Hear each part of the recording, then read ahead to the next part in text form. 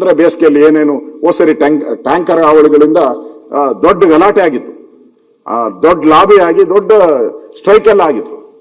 ಇವತ್ತು ಅದ್ರ ಬಗ್ಗೆ ಯಾರು ಗಮನನೇ ಹರಿಸ್ತಾ ಇಲ್ಲ. DCMಗೆ ಅವ್ರಿಗೆ ಸಮಯನೇ ಇಲ್ಲ. ಅವರು ಇಡೀ ಬೆಂಗಳೂರು ಡೆಲ್ಲಿ ಬೆಂಗಳೂರು ಅವ್ರು ಇಳಿಯೋದೇ ಇಲ್ಲ. ಇಲ್ಲಿ ಬೆಂಗಳೂರಲ್ಲಿ ಇಳಿಯೋದು ಇಲ್ಲ, ಇರೋದು ಇಲ್ಲ. ಪಾಪ ಅವ್ರ ಕಷ್ಟ ಬಿಡಿ, ಅವ್ರ ಕಷ್ಟ. ಅವರು ಈ ಪರಮೇಶ್ವರ್ ಅವ್ರು ನೆಮ್ಮದಿಯಾಗಿದ್ದಾರೆ. ಆದ್ರೆ ಆಗ್ಲಿ ಹೋದ್ರೆ ಆಗ್ಲಿ ಒಂದ್ ಕಲ್ಲೊಡಿಯೋಣ, ಬಿದ್ರೆ ಮಾವಿನಕಾಯಿ ಬೀಳ್ಲಿ, ಇಲ್ಲ ಅಂದ್ರೆ ಹೋಗ್ಲಿ ಅಂತ ಅವ್ರ ತೀರ್ಮಾನ ಮಾಡ. ಅವ್ರ ಹಂಗಲ್ಲ, ಛಲವಾದಿ ಒದ್ದು ಕಿತ್ಕೊಬೇಕು ಅಂತ ಅವರು. ನಮ್ ಕತೆ ಏನು ಅಂದ್ರೆ ನೀರು ಇಲ್ಲ ನಮ್ಗೆ, ಕಸದ ರಾಶಿ ಬಿದ್ದೈತೆ. ಕಸದ ಬಗ್ಗೆ ಪ್ರಶ್ನೆ ಮಾಡಿದ್ರೆ ಎಲ್ಲ ದೊಡ್ಡಬಳ್ಳಾಪುರ ಪತ್ತೇನೇ ಇಲ್ಲ. ದೊಡ್ಡಬಳ್ಳಾಪುರ ಇದಾರೆ ಅಲ್ಲಿ ನಮ್ಮನೆ ಮುಂದೆ ಕಸ ತಂದಾಕ್ತೀನಿ ಅಂತಾರೆ. ಅಶೋಕ್ ಮುಂದೆ DK ಶಿವಕುಮಾರ್ ಸ್ಟೇಟ್ಮೆಂಟ್, ನಮ್ಮನೆ ಮುಂದೆ ಕಸ ತಂದಾಕ್ತೀನಿ ಅಂತಾರೆ. ಏನ ಅರ್ಥ ಏನು? ಅಂದ್ರೆ ನಾವು ಪ್ರಶ್ನೆ ಕೇಳಿದ್ರೆ ಕಸ ನಮ್ಮನೆ ಮುಂದೆ.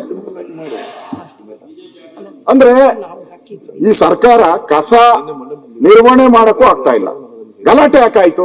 MLAಗಳು ಬೈದ್ರು. ಗಲಾಟೆ ಯಾಕಾಯ್ತು? ಅಲ್ಲಿ ಗಾಡಿ ಹೋಗ್ತಾ ಇತ್ತು ಮಾದೇವಪುರದಲ್ಲಿ. ಗಾಡಿ ಹೋದಾಗ ಕಸದ ಲಾರಿ ತುಂಬಿಕೊಂಡು ಹೋದಾಗ ಯಾರೋ ಮಗುಗೆ ಹೊಡೆದ್ಬಿಟ್ಟು ಮಗು ಸತ್ತೋಗ್ಬಿಡ್ತು. ಅದಕ್ಕೆ ಸ್ಟ್ರೈಕ್ ಶುರು ಮಾಡಿದ್ರು.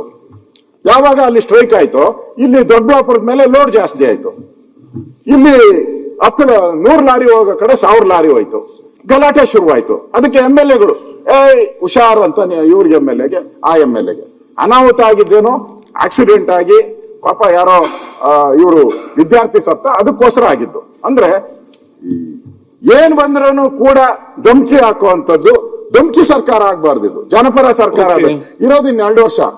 2 ವರ್ಷದಲ್ಲಿ ಏನೋ ಒಳ್ಳೆ ಕೆಲಸ ಮಾಡ್ರಿ, ಅದು ಬಿಟ್ಬಿಟ್ಟು ಬೆಂಗಳೂರಿನ ಹಾಳು ಮಾಡಕ್ಕೆ ಹೊರಟಿದ್ದೀರಾ. ಇದರ 60 ಇದನ್ನ ತಂದಿದ್ದೀನಿ, ತಾವು ಇದಕ್ಕೆ 60 ಅನುಮತಿ ಕೊಡ್ಬೇಕು ಅಂತ ವಿನಂತಿಯನ್ನ ಮಾಡ್ತೀವಿ. ಈಗ ಇವತ್ತು ನಿಲುವಳಿ ಸೂಚನೆ ತಾವು ತಂದಿದ್ರಿ, ಇದು 60 ಬರೆದಿದ್ದ ಕಾರಣ ಮತ್ತೆ ಚರ್ಚೆ ಮಾಡಲಿಕ್ಕೆ ಮಹತ್ವದ ವಿಚಾರದ ಕಾರಣ 69 ಕನ್ವರ್ಟ್ ಮಾಡಿ ನಿಮ್ಗೆ ಅವಕಾಶ ಕೊಡ್ತೇನೆ.